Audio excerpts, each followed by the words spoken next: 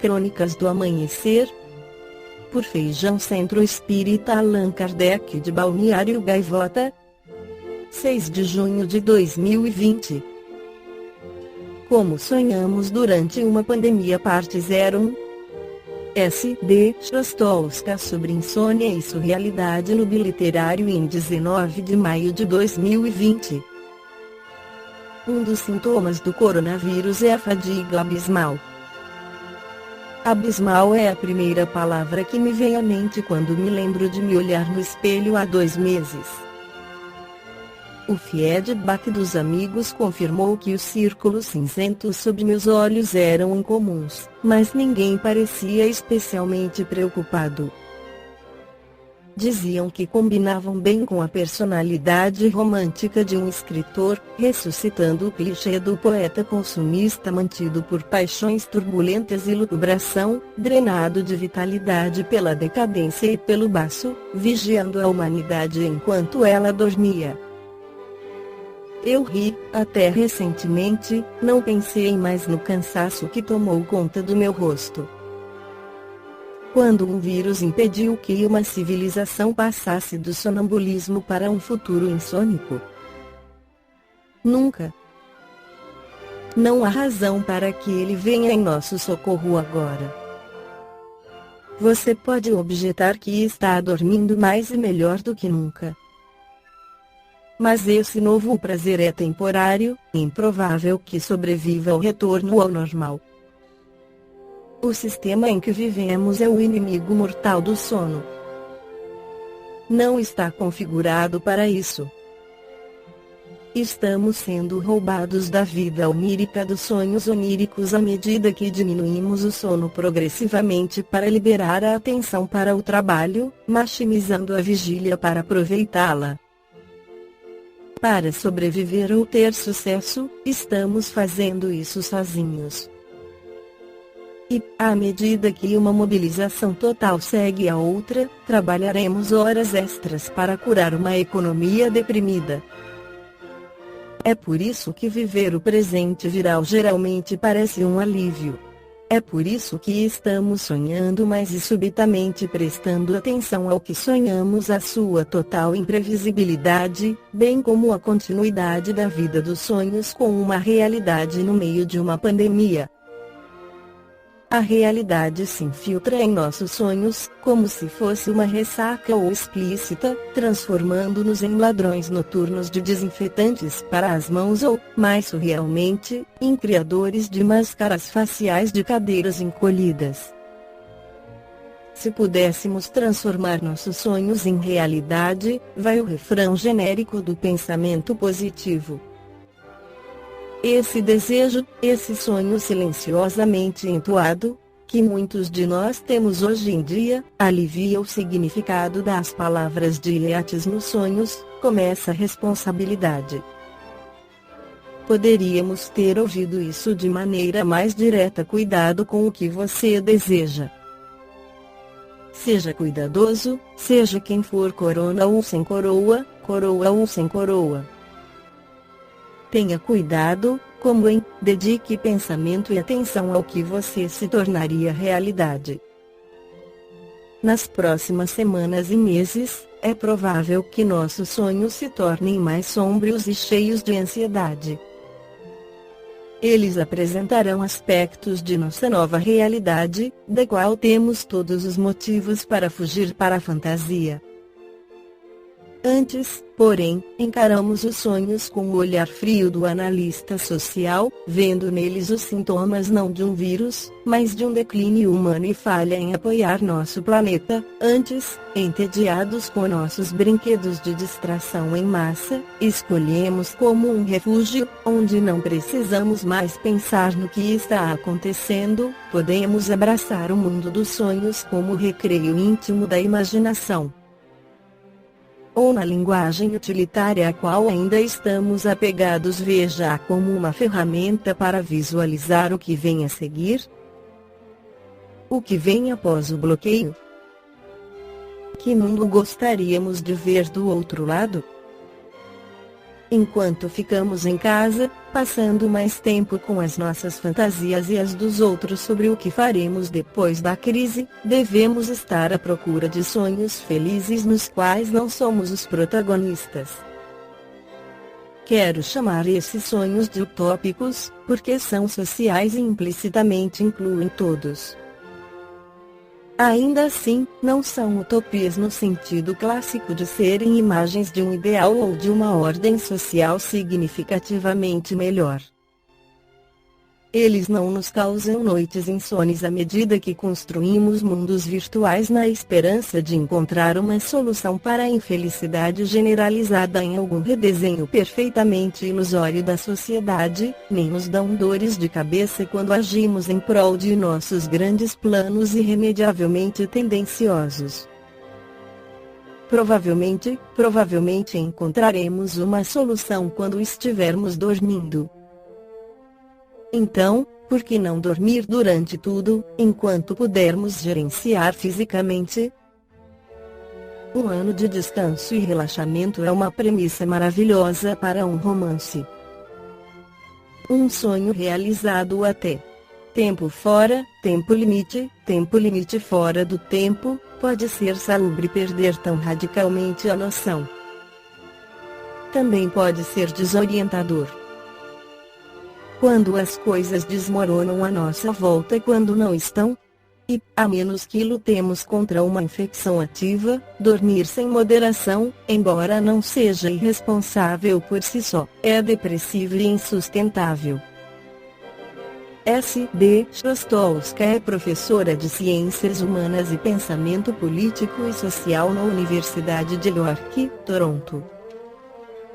Ela é autora de Literatura em Julgamento: O Surgimento do Discurso Crítico na Alemanha, Polônia e Rússia, 1700-1800, 2012, Permissão a Novel 2013, Matisa Lightbook 2015. 2 Editora 2019 Coeditor de Usos Políticos da Utopia Novas Perspectivas Marxistas, Anarquistas e Radicais Democráticas 2017 Allan Kardec destina um capítulo inteiro com 12 perguntas sobre os sonhos, e vamos dividir em várias crônicas para compreendermos melhor. 400. O espírito encarnado permanece voluntariamente no envoltório corporal? E como perguntar se o prisioneiro está satisfeito sob as chaves? O espírito encarnado aspira incessantemente à libertação, e quanto mais grosseiro é o envoltório, mais deseja ver-se desembaraçado. 401. Durante o sono, a alma repousa como o corpo. Não, o espírito jamais fica inativo. Durante o sono, os liames que o unem ao corpo se afrouxam e o corpo não necessita do espírito. Então, ele percorre o espaço e entra em relação mais direta com os outros espíritos. 402. Como podemos julgar da liberdade do espírito durante o sono? Pelos sonhos. Sabei que, quando o corpo repousa, o espírito dispõe de mais faculdades que no estado de vigília. Tem a lembrança do passado e, às vezes, a previsão do futuro, adquire mais poder e pode entrar em comunicação com os outros espíritos, seja deste mundo, seja de outro. Frequentemente tive um sonho bizarro, um sonho horrível, mas que não tem nenhuma verossimilhança. Enganaste. E quase sempre uma lembrança de lugares e de coisas que viste ou que verás numa outra existência ou em outra ocasião. O corpo estando adormecido, o espírito trata de quebrar as suas cadeias para o investigar no passado ou no futuro. Pobres homens, que conheceis tão pouco dos mais ordinários fenômenos da vida. Acreditais ser muito sábios, e as coisas mais vulgares vos embaraçam. A esta pergunta de todas as crianças: o que é que fazemos quando dormimos, o que são os sonhos, ficais sem resposta. O sono liberta parcialmente a alma do corpo. Quando o homem dorme, momentaneamente se encontra no estado em que estará de maneira permanente após a morte. Os espíritos que logo se desprendem da matéria, ao morrerem, tiveram sonhos inteligentes. Esses espíritos, quando dormem, procuram a sociedade dos que lhes são superiores, viajam, conversam e se instruem com eles, trabalham mesmo em obras que encontram concluídas, ao morrer. Destes fatos deveis aprender, uma vez mais, a não ter medo da morte, pois morreis todos os dias, segundo a expressão de um santo. Isto para os espíritos elevados, pois a massa dos homens que, com a morte, devem permanecer longas horas nessa perturbação, nessa incerteza de que vos tem falado, vão seja mundos inferiores à terra, onde antigas afeições os chamam, seja procura de prazeres talvez ainda mais baixos do que possuíam aqui, vão beber doutrinas ainda mais vis, mais ignóbeis, mais nocivas do que as que professavam entre vós. E o que engendra simpatia na terra não é outra coisa senão o fato de nos sentirmos, ao acordar, ligados pelo coração àqueles com quem acabamos de passar 8 ou 9 horas de felicidade ou de prazer. O que explica também as antipatias invencíveis é que sentimos, no fundo do coração, que essas pessoas têm uma consciência diversa da nossa, porque as conhecemos sem jamais as ter visto.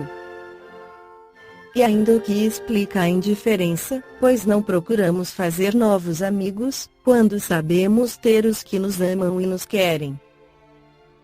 Numa palavra, o sono influi mais do que pensais, sobre a nossa vida. Por efeito do sono, os espíritos encarnados estão sempre em relação com o mundo dos espíritos, e é isso que faz que os espíritos superiores consintam, sem muita repulsa, em encarnar-se entre vós. Deus quis que durante o seu contato com o vício pudessem eles retemperar-se na fonte do bem, para não falirem, eles que vinham instruir os outros. O sono é a porta que Deus lhes abriu para o contato com os seus amigos do céu, é o recreio após o trabalho, enquanto esperam o grande livramento, a libertação final que deve restituí-los ao seu verdadeiro meio.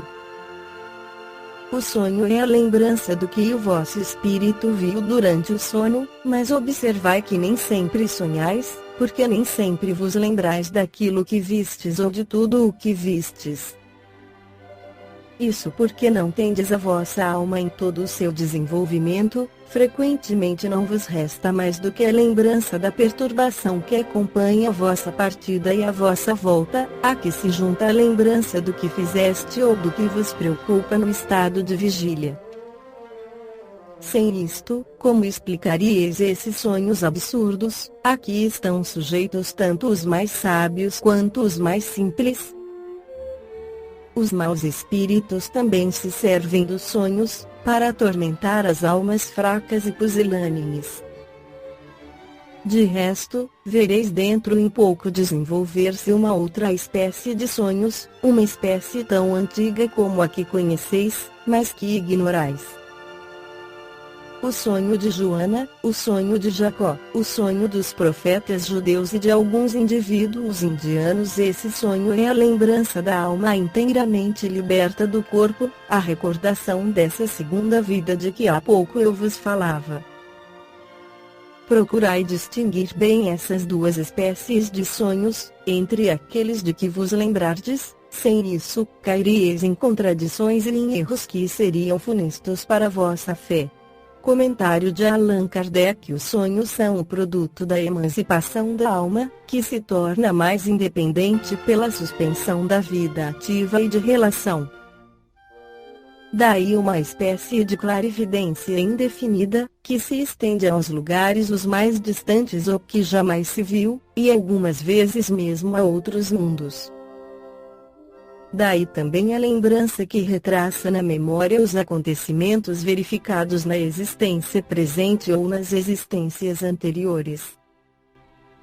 A extravagância das imagens referentes ao que se passa ou se passou em mundos desconhecidos entremeadas de coisas do mundo atual formam esses conjuntos bizarros e confusos que parecem não ter senso nem nexo.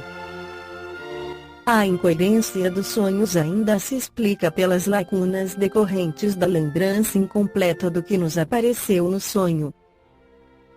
Tal como um relato ao qual se tivessem truncado frases ou partes de frases ou acaso os fragmentos restantes sendo reunidos, perderiam toda significação racional. Esta foi a crônica do amanhecer de 6 de junho de 2020. Por Feijão Centro Espírita Allan Kardec de Balneário Gaivota. Que a paz esteja com todos.